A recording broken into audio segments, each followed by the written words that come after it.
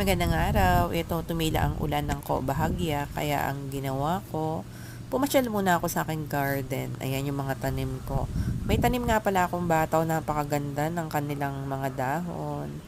Pero wala pa yan na ilang buwan kasi bago ko pa lang siya na itatanim, kaya wala pang bunga.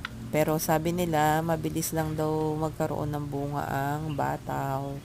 Kaya yan, ang gagawin natin dyan ay itutur ko kayo sa aking mga iba pang tanim. Ayan, napakarami din akong sili na yan, namumunga pa rin. Paisa-isa nga lang ang bunga. Ayan, napaka dami pa rin. Tapos may tumubo akong lemon na naman na bago.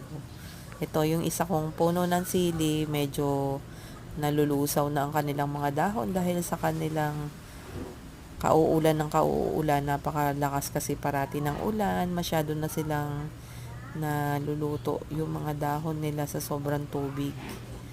Ayan. Pero may mga bunga pa rin pa isa-isa. Ang aking tanglad, nilagyan ko ng mga lupa kasi natumba na yan. Halos lumabas na yung kanyang mga ugat. Kaya ang ginawa ko, tinambakan ko siya. Tapos marami pa akong tanim banda rito. Sari-sari na nga pala yung tanim ko dyan. Mayroon akong lemon tree, papaya, at kung ano-ano pa. May ube akong tinanim. May pinya ako dyan sa ilalim. Natabunan na nila. Ayan ang aking nakatumbang papaya pero lumalaban pa rin yan.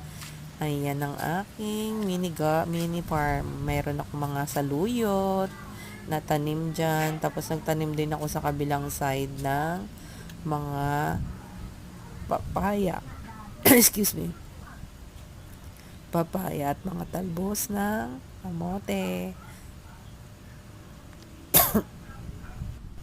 Ayun nga lang pala yung aking mga tanim na iba. Marami pa akong tinanim din dyan ng mga bataw pa. May kamati, sari-sari na rin, may alugbate. Basta po yan ang aking mga bagong tanim. Nagsisiakyat pa lang din. Ayan, ang aking maraming samot-sari. May ube rin akong tanim dyan. Pinya ko natabunan. Kaya yan, pagtsatsagaan ko pa rin yan mga alagaan kahit maulan-ulan ang panahon ngayon. At kailangan natin silang. Tapos nandyan sa ilalim yung mga bayabas at saka pinya na tinanim ko. Hindi ko alam kung may bunga na yan dahil may ilang buwan na rin yan. Sabi nila pag may ilang buwan na, magbubunga na rin daw. May avocado rin pala akong tanim at langka dyan. Tapos may malunggay din. Ayan, nagsama-sama na sila dahil napakaganda. Thanks for watching. God bless. Salamat po.